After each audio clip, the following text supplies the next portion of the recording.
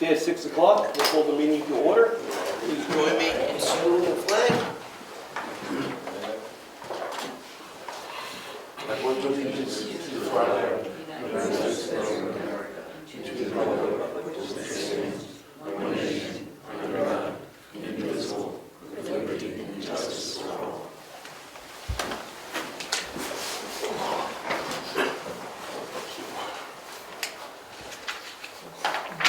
So we're going to shift this around a little bit. First, we're going to talk to the Stengels. As we prepared for this meeting tonight, it became obvious that we can't have this meeting in non-public because he is an elected official, and any discussions about elected officials occur in public. So we are ready to discuss it now, if you are. Yes, sir. What? I mean, how, it's been what, 6 weeks or longer, and you tell me this now?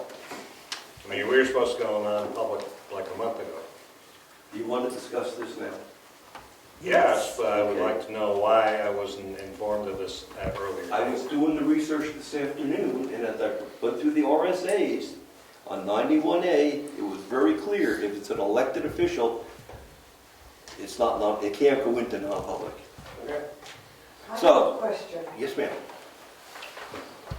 Did any of you not realize 6 years ago when Mr. Surratt was taking over this Moose Mountain project that there was a conflict of interest?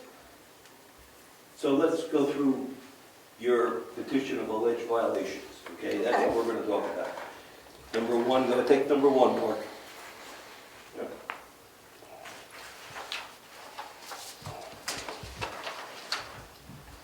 Well, number one is is there official capacity to approve a vote on any matter in which he or she or any family member has personal financial interest or quid pro quo and known conflicts that may exist between the official of town government and his or her family members.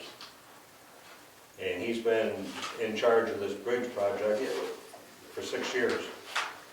And whether he's approved stuff or whatever, Number one, I'm sorry, I'm not going to argue. So go ahead, present your stuff. well, you want to discuss number one? No, I want to hear your facts. Well, he's been in charge of the bridge for 6 years now. Okay. Number two? And knowingly enter into any discussion, testimony, or deliberation without first publicly and for the record stating all personal financial interests or quid pro quo and known conflicts that may exist between said official of town government and his or her family members. And this is definitely, he's entered into discussions because he's been in charge of this for 6 years. Okay. Number three?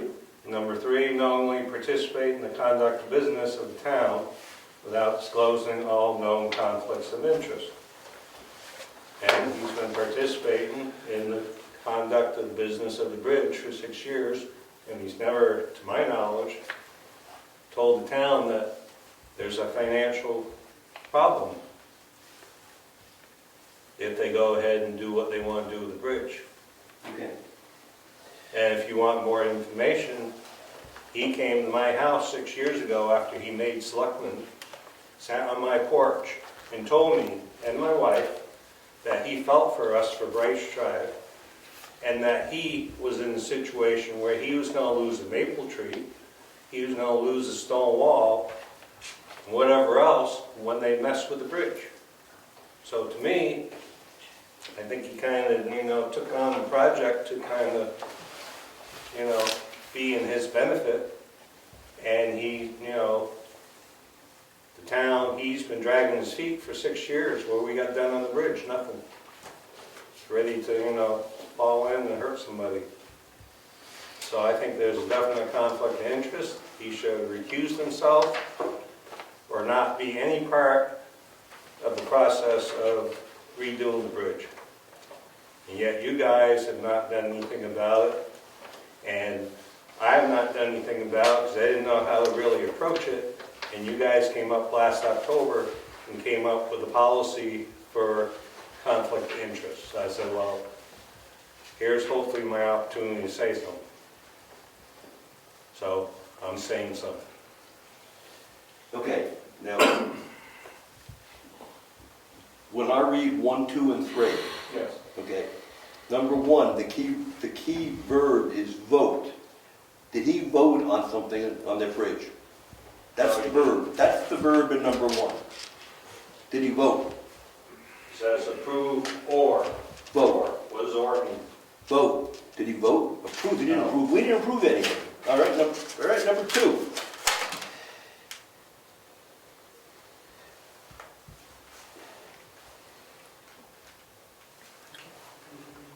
Knowingly enter discussions without first publicly and for the record stating his personal financial interest. Didn't we all know that? No what? That he was in a butter? No, I think a lot of people in town don't even know about the bridge. And they don't even know that it's in his front yard. We had a public hearing 6 years ago with all the butters notified. The Lees, the Surretts, and Craig, and I guess the Lees on the other side, to come and talk about the bridge. And at that point, it was clear he was in a butter and had an interest in it. All right, number 3. Participate in the conduct of business without disclosing all known conflicts of interest. That baffles me because we know he's in a butter. We know he's working there. So we know that. It's not like he's sneaking it. Let me ask you a question, Rich. Whenever there's a discussion on Cape Lane, you have recused yourself. I've seen that many times. You recuse yourself on anything dealing with Cape Lane because you live on Cape Lane. Okay? That's all I'm saying basically is that Rick should not be discussing anything about the bridge because it's in his front yard. Okay. Fine. We'll talk to Rick. We'll talk to Rick about it. Well, it's not going to make much difference because he's out of office in about 3 weeks. That's right. Yes. We'll still. But if there's any preferential treatment, I'll be keeping a close eye on that. Well, that's fine. That's fine. Once he's out of office. Please do. I mean, I will, you know I will. we go. You'll have to ask. Okay. Yes, Ed. My name's Ed Gauthier. I don't really understand exactly what the conflict is. Being in a butter isn't a butter. How is that a conflict? What? It's a conflict You because mentioned he's a the town tree. official. You mentioned he has a tree there, and I know he does maple syrup. Yes. So is that the financial conflict? A tree, stone wall, whatever they do, they could take half his front yard, and then it's going to affect the value of his home. Okay. Okay, we're looking at property value here. And if anyone knows, have you seen the bridge? Do you know his property? Okay, then you know it can directly affect his property value. So that's a financial interest. I don't see the meaning in it. Just the idea that property could be taken from Rick Surratt is a hypothetical, and it would be a temporary taking. If we need to put a temporary bridge in, then we'd have to obviously go ahead and repair his yard, repair his stone wall. Obviously trees can't, we'd have to replace it with a sapling. That would be the loss and the temporary loss of his property. There would be no eminent domain, nothing like that from what we understood when the plans came through. The only potential would be a temporary bridge and a temporary roadway would be on his property, which would be a detriment. We basically have held off on that particular option. It's so expensive and it's so disruptive to the road across the board, even without Rick's involvement. I appreciate the optics of this, that there's an abutting issue. Rick's been more or less the point. But with that same thing, we've met with engineers, and I say we being the road agent and the selectmen have met. So it's not like we're only getting one-sided information. If we came down to a vote that would impact his land, I would have asked Rick to recuse himself. And I don't think he'd have any issue with that. we've just been at this point trying to find ways of fixing it without doing that massive project of putting a temporary bridge, taking land, removing walls, cutting down trees, because of the cost. And the idea that the bridge is gonna fall in, like some people have been posting on Facebook, is a fallacy. It's not falling in, it's not in detriment, it's not in danger of falling into the water. We know that there's erosion around the buttresses, what they're called. Footing. And those need to be fixed. From what we understand, there's no imminent danger within the bridge. But this is something we need to fix, and the red list is a scary term, but by the same stretch, it means the bridge would not be insured, or we would not get any kind of special funding if the bridge was to fail. So we need to do one of two things. Either one, find a cheaper fix, or two, we as a town are going to need to just go ahead, bite the bullet, bond out a whole bridge project for $500,000, if not more, probably likely more, and we would have Rick recuse himself from that vote. Peter was next, and then we can definitely come back. I just had a question on when you hired the engineer to do the And that initial study that initial study for the bridge, was Rick involved with approving that No, in a vote or anything like that? Bill Nelson. Bill Nelson? that was that long ago, yeah. Okay. Yeah. All right, let's. Then I have one more other question too, because you brought up the point of, 6 years ago, this was, was started and that it was a public hearing and all that type of stuff, and the residents in town know about this. Since that was approved back 6 years ago, or whatever else, and you had the public hearing, how many new residents have moved into town? We know that it's been a booming business in town for buildings and everything else. How do we know those residents don't really have that information? Any other questions? Yeah, just in the hypothetical situation that you were laying out, if the bridge were repaired and put in good working order, whatever you want to call it, wouldn't that not make Rich's property more valuable? I would argue that everyone on the road would have that to sell, if they were to sell the land, that we have a nice new bridge, or we have at least a fixed bridge. But I wouldn't know exactly if there would be any financial impact either way. I think the road is the road. A bad bridge is not good for your property, having a good bridge would be better for your property. Okay, But we're done with the discussion. We're moving on to the next agenda item. Jan, Yes. Jan, would you like to, Yes. Jan Letterman from the Women's, Brookfield Women's Society. I'm Jan Ledbetter, ahead of the Tuesday, March 14th election, which is next door from 1 to 6 p.m.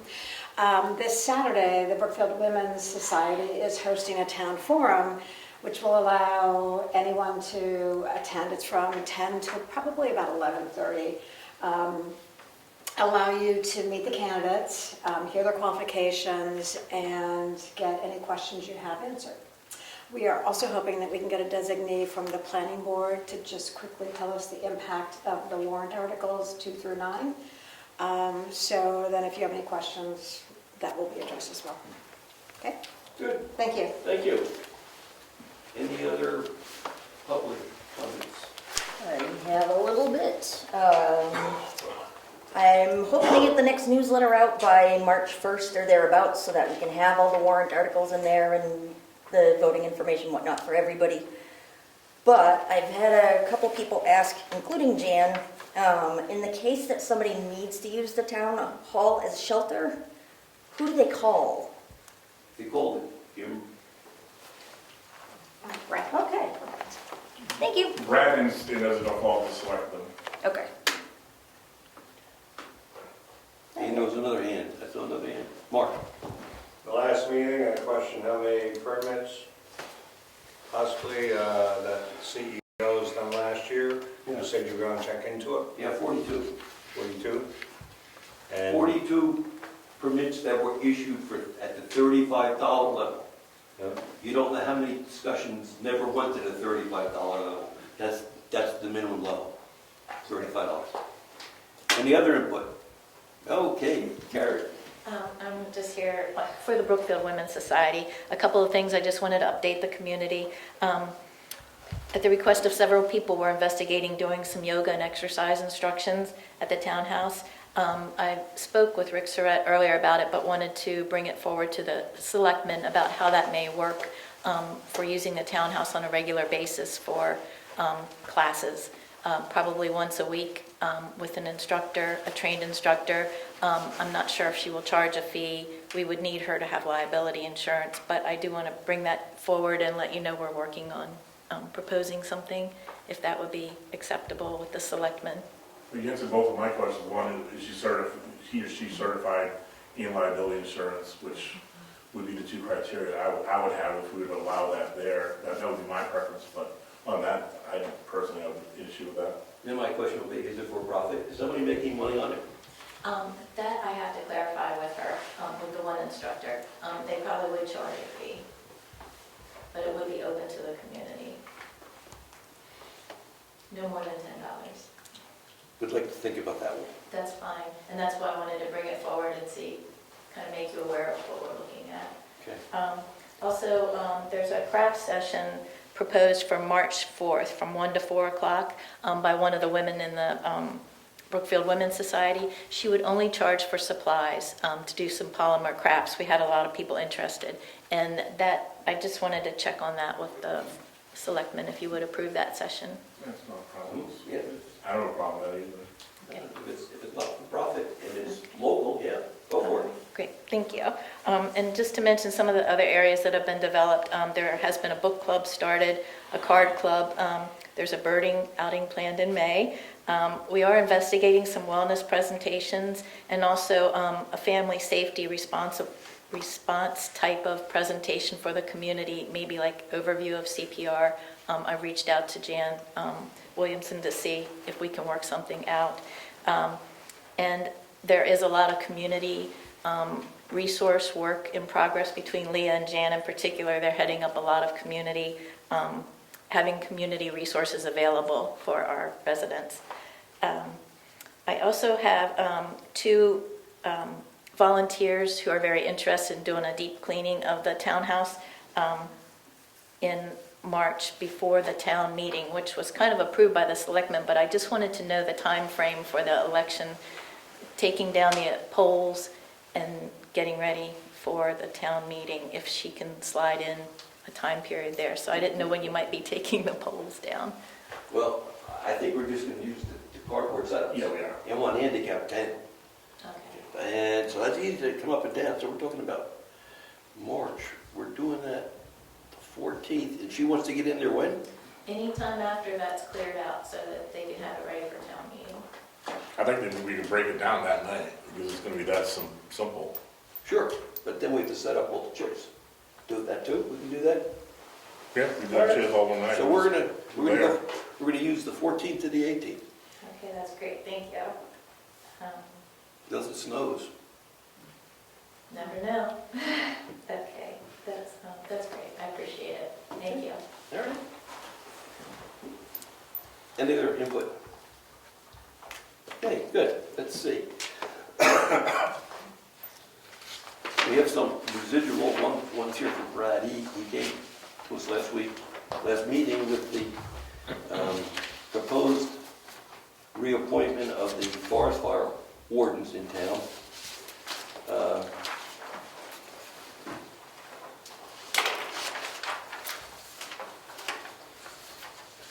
Nick Angelo, David Champion II, Michael Moore, Todd Nason, he's the deputy warden, it says here. Todd is a deputy, yes. Janet Williamson, and you, Brad Williams, Myself, yes. as the warden. Yes. So I signed off on this. Brian, you just sign right in here, if you approve with that. Yeah, I have no problem with that.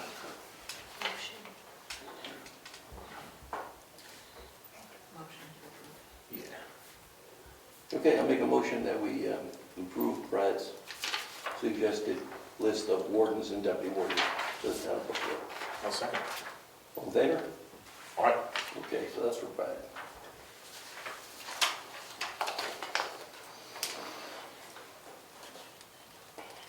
We have, I want to do it a little differently, Brian. I'm not gonna do the meeting minutes, we didn't have a chance to read them. Instead, take them home and look at them, and then we'll, Okay, we're not just trying to just do it. yeah, but we'll get them next time. I'm gonna suggest that we give this, well, we'll just read it. This is an FYI for the town. The New Hampshire Division of Forests and Lands is planning to harvest timber to improve the wildlife habitat on 138 acres in the Ellis Hatch Wildlife Management Area in the town of Brookfield. And it's up on Woodman Hill, and there's a map of where they're going to be cutting. It's up towards Mountain Pond. They're in the early stages of planning and do not anticipate offering public bidding until the summer of 2023. At that time, we fill out the normal timber paperwork. The successful bidder will be responsible for the timber tax. And they want us to let you know this is going to happen, and they're working with the road agent Chris in this area. So that's happening this, I guess, late fall. Should I go over to the conservation as well, so they're aware of it? Yeah, absolutely. All right, I'd be able to conversation me, I'll bring that, or I'll copy it with them. And this, I think, goes to them also. Take that one for them. Would you read that to the public too, and you can see what it's about. Lake Winnipesaukee Association, development of watershed management plan for Wolfboro sub-watershed. Lakefield, let me see, okay. The Lake Winnipesaukee Association, in partnership with the town of Wolfboro, will be developing a watershed management plan for Wolfboro Bay watershed. And we welcome and invite towns to include Brookfield in the participation of this process. As a major economic asset to the Lakes region as well as the state of New Hampshire, Lake Winnipesaukee deserves protection of its irreplaceable water quality. The Lake Winnipesaukee is a shared resource. It's imperative the communities within the Lake Winnipesaukee watershed participate in identifying and mitigating pollution sources that contribute negative to the water quality. For the past 12 years, Lake Winnipesaukee Association has led the effort to develop a comprehensive lake-wide management plan for Lake Winnipesaukee. We have completed plans for a 6-lake, 10 sub-watershed of Wolfboro Bay. Wolfboro Bay is the next in this undertaking. As Brookfield makes up a little over 7% of Wolfboro Bay watershed, we would find it helpful for Wolfboro residents upon the steering committee. Public kickoff is going to be February 28th at 4 p.m. At the Great Hall in Wolfboro. So I will I'll get in touch with Frank Frazier and the other conservation members and let them know that this is going on and when and where. There's a flyer there. Yeah. Okay, and I have another action item for us, Brian.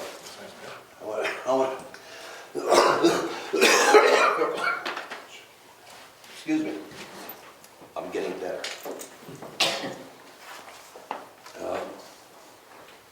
I make a motion that we approve this warrant for tax on a timber tax.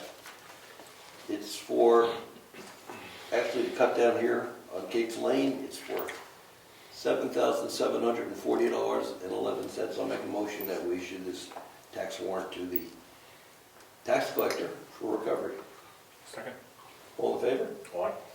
Aye. We have a request for an abatement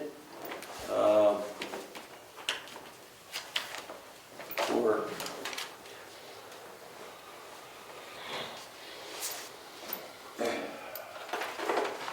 It's effective demand, right? I think it is. Deserving better abatement, been approved by the assessor. I'll make a motion that we grant this abatement. You have a lot number in there. Well, I don't want to I get these veterans, so it's 35 Tumble Down Dick Road. Okay. I'll second motion, we accept the bid. All in favor? All right, that goes to assessing. All right, now we're going to go through the rest of the agenda. Cassandra.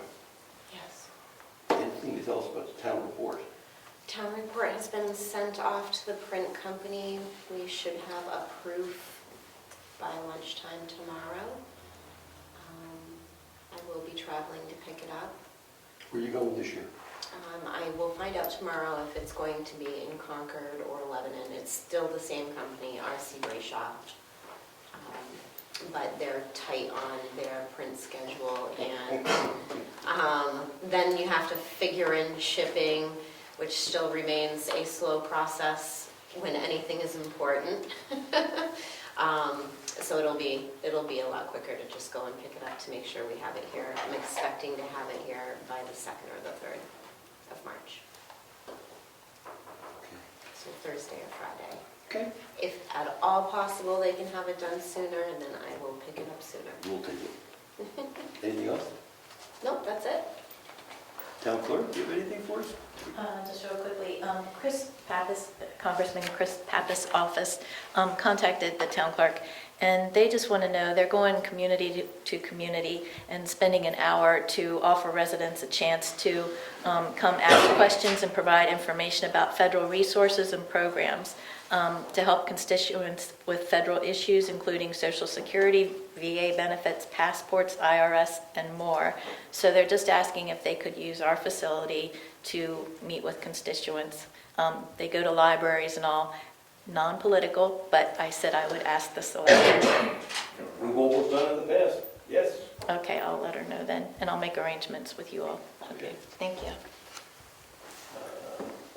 Planning board, nothing here. Treasurer. Yes.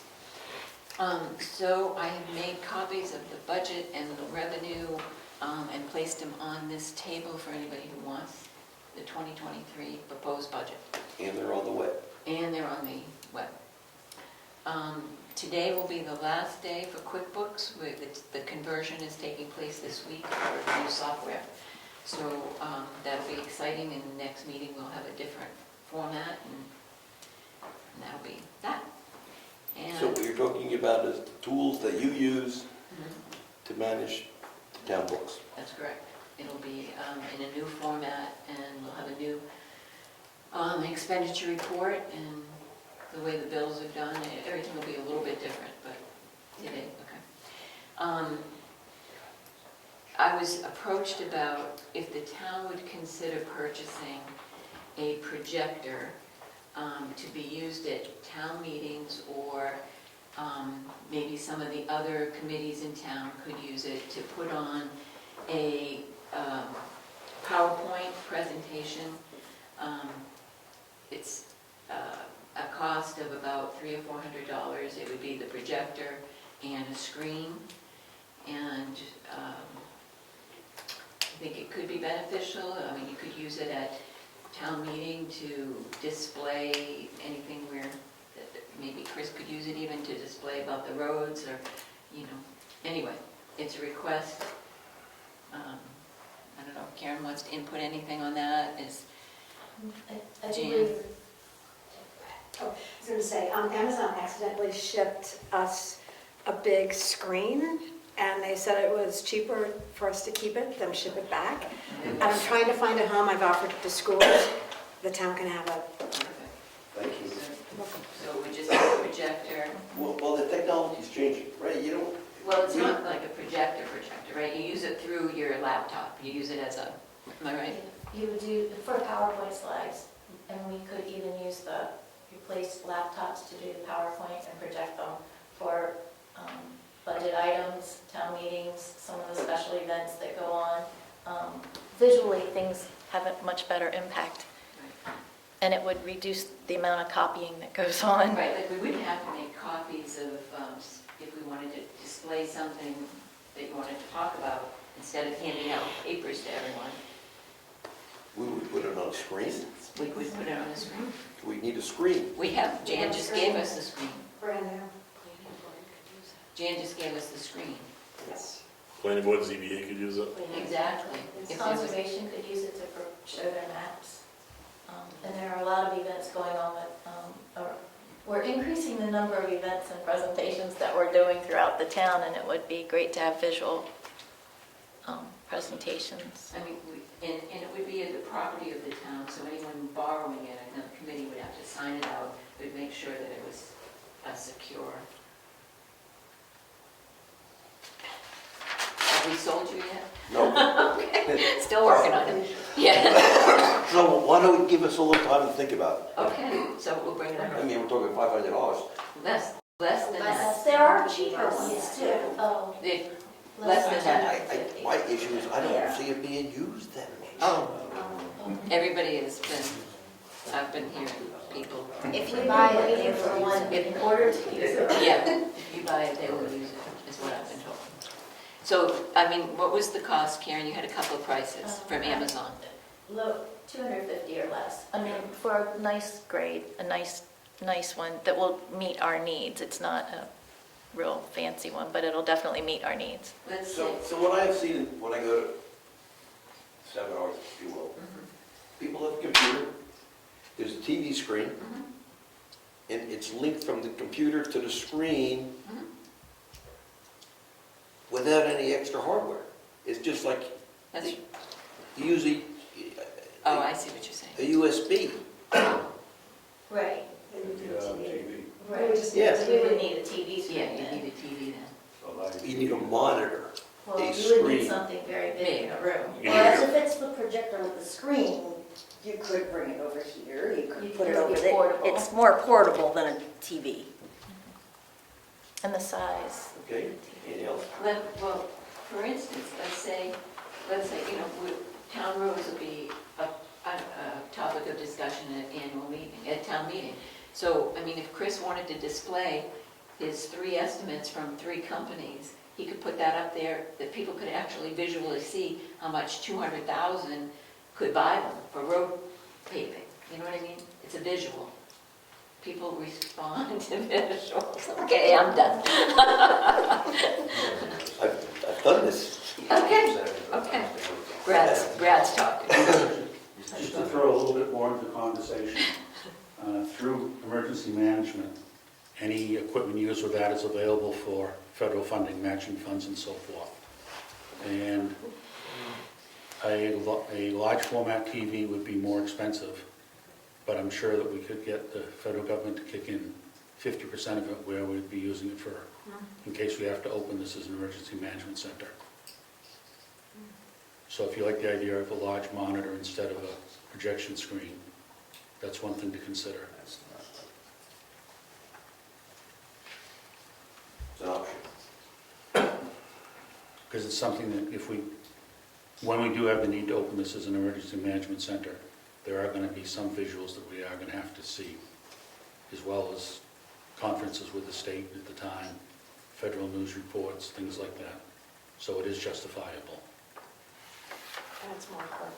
How are we going to deal with, if an emergency happens tomorrow, Yeah. how are we going to deal with this? Deal with which? The scenario you just presented, we have to share data, we have to communicate, Very difficultly, but we're going to do it. to the best of our ability, yes. Let's see.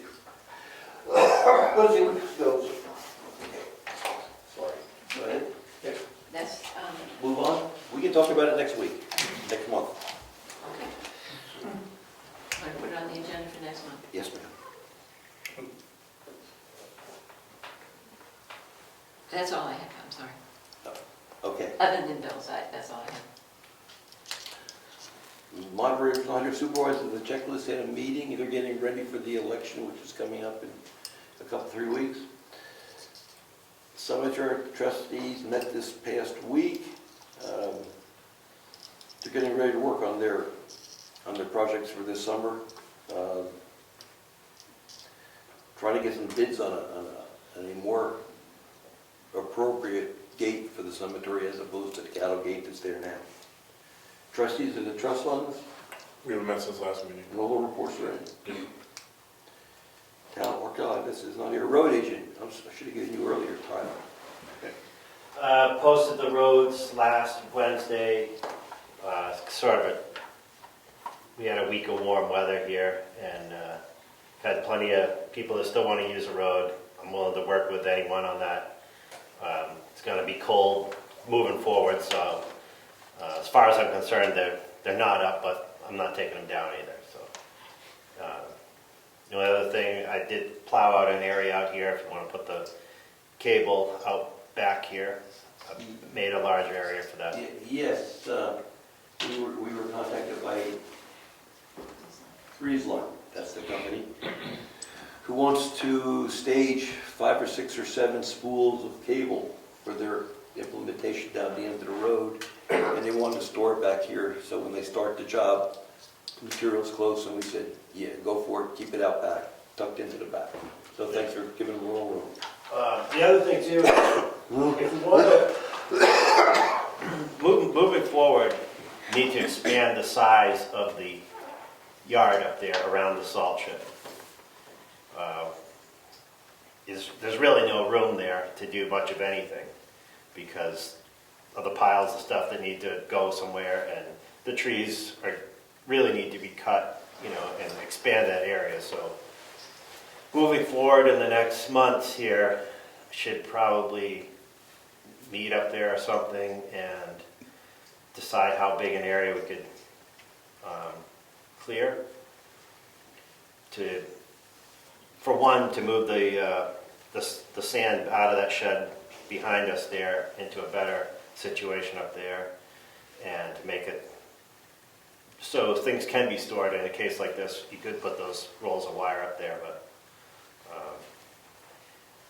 we need to figure out how big an area we can work on. When we harvested the lumber on the town land, we had the forester take a look at that. And he says that lumber is worthless. It would cost us money to take that down and get it out of here. So Yeah. we're just going to have to, if we need room, we're going to have to bite the bullet and chip. I would take exception to worthless, but yeah, I think you'd be in a situation where it's kind of all or nothing because it's pretty wet in there, and I think it would be subject to wind throw if you try to do too much. But fact remains, something needs to be done to expand the area a little bit. Yep. There's also, all along from here up to the salt shed, virtually every ash tree on the side of the road is dead, and it's not our responsibility necessarily to take them down, but if that, you know, they're going to have to come down, or they're going to knock the power lines down, or the power company's going to take them down. One of those things is going to happen, but you know, just something else to consider if you decide on the size of the area to expand. You know, that's an interesting topic. We have so many of those ash trees. Yeah. How involved does the town want to get? I mean, they're all over. They're everywhere, and I wouldn't limit it to just ash trees. If you drive along Garney Road, for instance, there's probably 20 pine trees at least that are dead standing. Yeah. Some are on the inside of the wall, some are on the outside, and every storm, even just a slight windstorm, results in picking up branches on that road. The entire road is completely grown over with trees, a lot of which are dead or dying, and it's going to be an ongoing situation to deal with. And you know, depending on how much the town owns or how much the town wants to maintain, you know, it's a significant project. Maybe not to be done all at once, but it's going to be an ongoing problem. A lot of the roads are like that, but Garney Road is particularly bad. Well, I've received calls from people saying, hey, I got a dead tree, you want to take it down? Yeah. Yeah. Well, and that's the thing. That's a discussion that needs to happen at some point. Is how much of that stuff is going to be the responsibility of the town, and how much of it is not. Mark, you got a question? Yeah, Gurney Road, I don't know if it says Wakefield side of it, or the whole road. I believe that's scenic. You gotta watch when you start cutting trees down on a scenic road. That's the point. Noted. You're right. It's a scenic road. Aren't all the roads in town scenic, essentially? No. 5 or 6. Like it is, Moose Mountain is. Yeah, there's probably something we need to be worried about, but Mark's point, and yeah, we have, check on that trees, just gotta make sure we're not doing anything detrimental, but your point is well taken, because I live right in Guardian, there's trees there that needed to go 10 years ago, right? And it's just come down to public safety versus a scenic road. I think public safety should win out, so. And I think what we would do is go to the planning board, get their approval. Is that what we're taking? When the utilities come in, they go to the planning board. Anything else? That's it. Thank you. Emergency management, you have anything else for us, Brad? Large format monitor would be nice. Not on emergency management, other than with a possible CPR training by you folks, would also be to include the AEDs. We have that on our list, thank you, yeah. That's it. We didn't end up, during the cold session, didn't end up having to open the townhouse as a shelter. But where we do have summer coming, and with the way this winter has been, temperature-wise, we don't know what the summer's going to bring us. And once again, I'd like to bring up the consideration of an air conditioner for this area, like a window air conditioner if we need to open up a cooling shelter. For this room? Yes.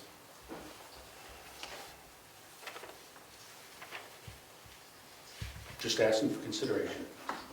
We've investigated those wall-mounted units. Oh, mini split? I think Brad's just talking about like a wall or a window mounted air conditioner, probably like at 12,000 BTU. Even just something to put in that existing window. I've been saying it for a while now. No, mini splits would be nice. Yeah, but they're expensive as hell. We also need a bigger generator. Okay, That's it for emergency management. thank you. You're welcome. And Forrest, you're up again. Oh, I thank you. Had 2 reported fires today, which Wakefield responded with me, but they were totally permissible because of the snow on the ground. Just passerbys saw the flames and called them in. But that was all set. Probably, the way the weather's going, the snow's disappearing, probably going to end up starting to require permits again in the near future. It depends, they're talking 6 to 12 inches the end of this week. We'll see if we get it and how long it lasts. Brad, I need the serial number on that forestry truck. As soon as the snow melts enough for me to get into the shed, I'll get it for you. Okay, thank you. Building code enforcement's not here, Conservation Commission. They met a month ago, I was at that meeting. Yeah. They were talking about putting something on. Birthday. I wanted something birthday. Yeah, but they were talking about a presentation, was it for, at one of your Oh, segments? yes, they did a presentation at the Brookfield Women's Society last weekend. Very nice presentation with maps, talked about the watershed, did a nice presentation, and I think, Leah, they're planning the trash pickup April 22nd. Yes. Heritage Commission? I don't have anything to report. No, I didn't know.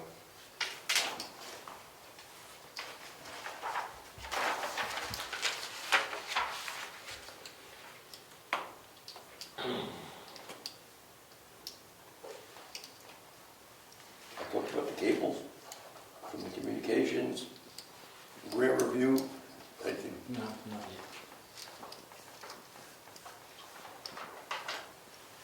yet. Okay, that's it. Nothing on, nothing more on timber grabber, welfare, or zoning. So now we'll do some bills. Can I say something about the grant review? I'm sorry? Oh, can I say something about the grant review committee? Absolutely. Just been having difficulty getting everybody together and the weather recently and everything, but I just wanted to point to an issue up in Tamworth. Their selectmen just signed on to an application for a $3.4 million grant from the EPA. I don't think they read it. I really don't. They don't have any grant review committee or any method other than a subcommittee, but I still say they didn't read it. So the purpose of the grant review committee is to set up a process so you are either forced to read it or the grant review committee reads it and you get that report. I just want to show you that every meeting that I'm in, this seems to be repeating itself. where large sums of money are coming in from the feds and the state, and nobody's reading the grant conditions, because there's terms in those grants. That's it, I just wanted to tell you that's still the purpose of it. Okay. Okay, reimbursement to Brad Williamson for the AED batteries. Pads, and it was $136. Carroll County Registry of Deeds, $19.60. Spectrum, $84.98. Eversource, $29.60, and $279.15, which is down from last month at $300. GovConnection, and I believe this is for the licensing for, and correct me if I'm right, Cassandra, GovConnection, 12 licenses for a one-time fee, I believe, of $137.19 for our new computers, right? Kindle Construction for week ending February 6th, $1,985.35, which includes, Chris had to get cutting edge, 1, 2, I don't remember. Yeah, Kindle Construction for the week ending February 13th, $1,869. Kindle Construction for the week ending February 18th, $735. Mitchell Municipal Group, $383.70. Morton Salt, $2,874.69. Clodzak and Sanderson for progress billing for the audit, $6,715. Salmon Press. Salmon Press for the notices of the vacancies in the Selectmen Planning Board Trust Funds. White Mountain Oil and Propane, $483.83, for a total of $15,883.09. Okay, I'll make a motion, we approve the bills as read. Second. All in favor? Aye.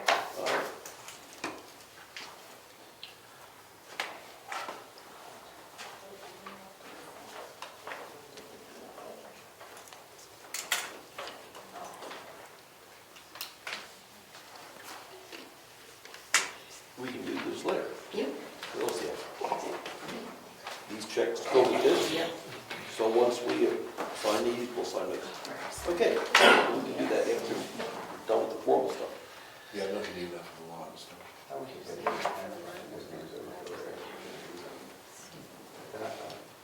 Any other input? Okay, meeting's adjourned, thank you. 6:46.